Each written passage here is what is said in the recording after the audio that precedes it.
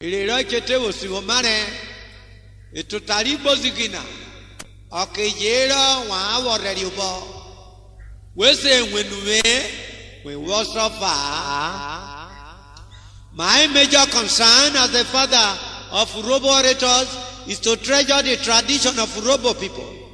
Therefore, the powerhouse where all the orators have power for their day-to-day activity. In this edition, I am to educate the generality of the Urobo people on their geographical location with detailed reference to the 22 kingdoms which are independent of one another. Ikwo Urobo weno maso. Urobo weno maso lava kojari kokare. Ibara lugu kemulo dana raga na nyoborata. Irwo Urobo kemulo dana refuga mubya Urobo. Umeko beke mulode ikwo magbere sakyoja. Umeko beke mulode umeko bewoswe Nigeria.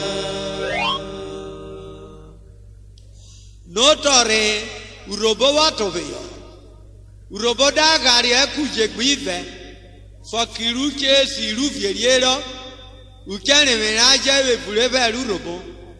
Kugbe mama isuesu ikwori wo vie notare vie ko iswanye ikwori wo vie notare iwo kari kwori swanye kilovie agbana be ifugaye okoge vo eso vie na e fairo iso suvie e vo roworere e vo roswen okoge vo kera okorode e vuje okparuku ejise vo tota.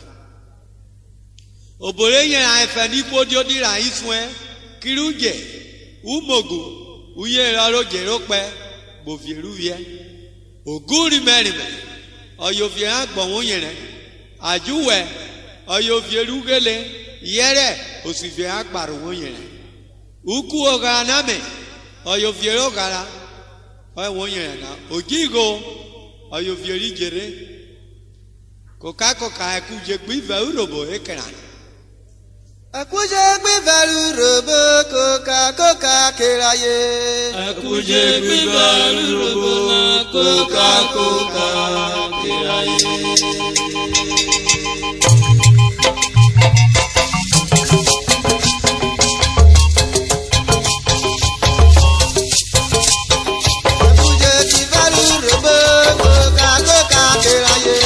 Akuje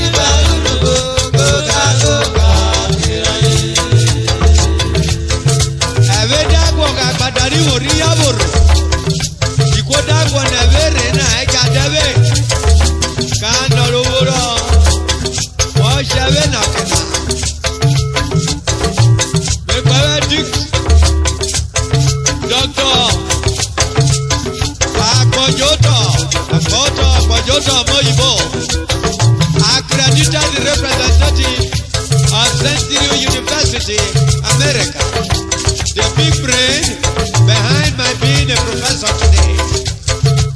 Thank you for serving humanity with your sound education. Any educated man who does not allow peace to reign is a clever devil.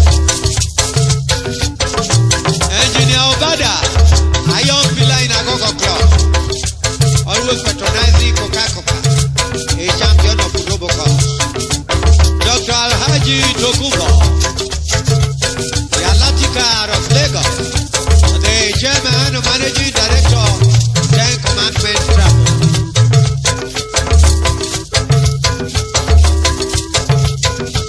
Ravi O Travia O, Ravi O Travia, O Kavogara, O Kavologu, Olomu Ogere, Ugbo Parade, Ezina Kibra, Ekuje Biya Urogo, Lokakoka Iraye. Akire Wojirebo, Eji Wojirikola Esiminio, Arami Dubu, Akani Ene Sarere, Asalochi Biya Mogagara Fuye. Ọdẹ Gbukwe, Ikwe Duro Ujoni, Ayọ̀ Kílápọ̀lé, àti Ìpèpẹ́lẹ́ Mẹ́rànmẹ́ Ẹlẹ́rúpẹ́ 1998. Ìfòrẹ́bùrọ̀, Mẹ́rànmẹ́ Fàbẹ́ Kòkákòká yí kóró bètí yọ.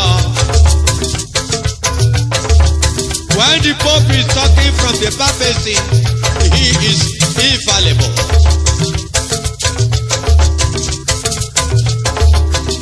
Elavi Utravia o.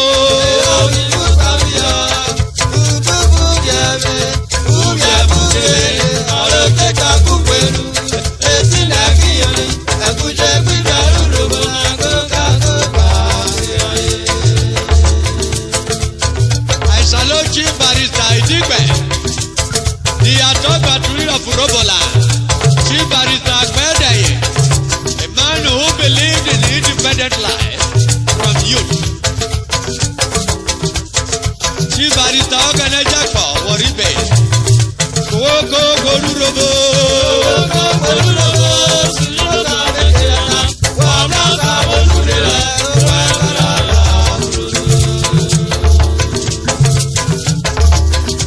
Kòwókò Gorúrobo.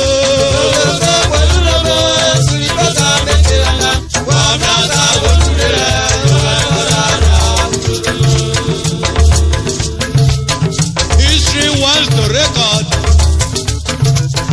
if you use your wealth and position to serve humanity. Double Chief Dr. Miliki Akpomedaye. Ọjà ìtọ́sàrẹ̀.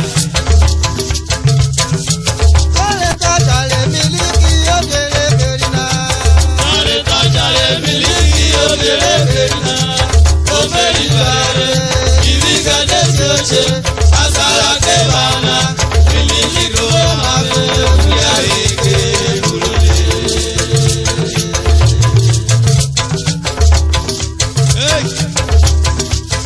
Ó jẹ́.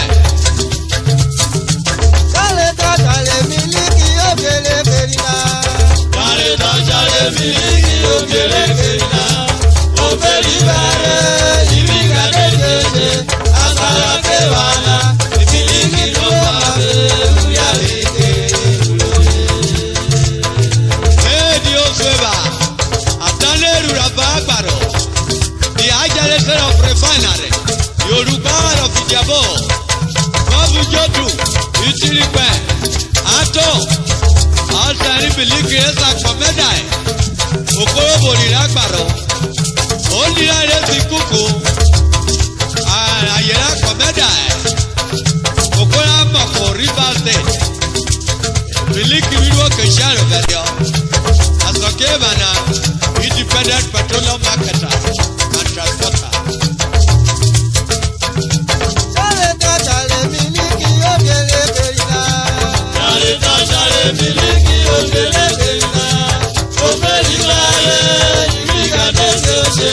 Atara kebana, iliki roma fe.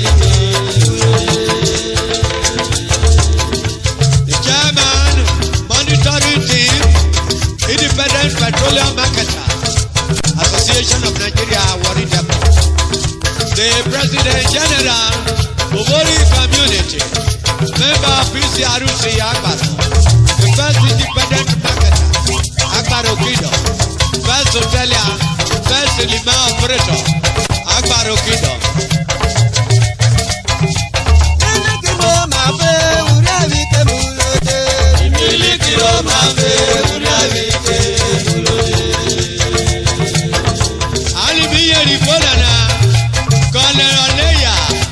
Administrator Kano State.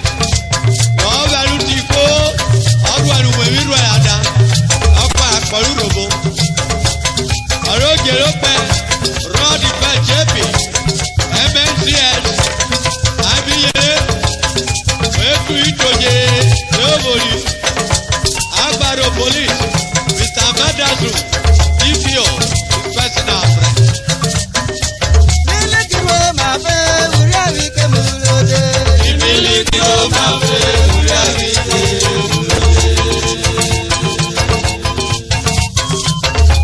Justice Akuyoro, Hotel de Mark. Hey, if I buy me, you better. Only Jerusalem Murioba just back from a pilgrimage with his wife. Virginia S. Akuyoro, the principal of Unity School Agbaro, in Bizaya. Hey, Melikini Biye Yara Yejobia. Mrs. Baby, Abakire Gute, Ikwili Bisilo, Kubijoy.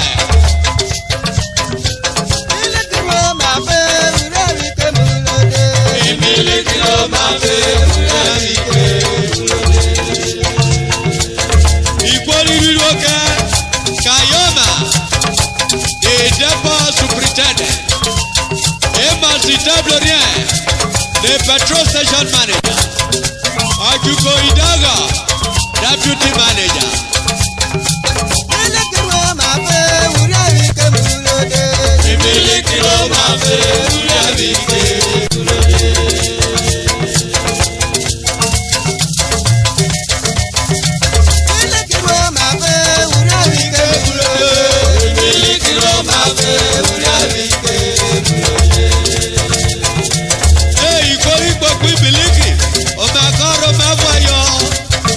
Ibiliki atorare bere asake bana egedege abrahim na ibiliki woro hey ibiliki lo ma fe uriari ke eya be pari ibiliki o ma ko ma me na we je na afa ayude radio wode moji era me fe ra ikabia no mareke bro dale wode budu oborobu ojuwe moto kena ikori imaro kame biwe rena eberio biwe bogena le rabi economy cheseka awai ki akokadonia ogene hey ogwa osa waraba Ikori keru obereje jiria Bayo bere ba iforweki Ano kwa sana igwe mueje Emi ega obere oberu adaka mno Hey Emile kiro ma be uriari ke Uji abere Oye yo uluka loso banamera meko Akparo tugwere rikwe bunyere Kaimi uluku di abere Hey Odi yorowe Wakata kowena Mirianene Uko koko gabe Omo tetena iferi Adabe Imoto ayodo Orofo wane waku imoto Enameka wagonogwa Gbogbo bagi yesi Eduro koko kaya damna we Odare kwa webe Aramna we Wa iko iworo pa agono we kuro koko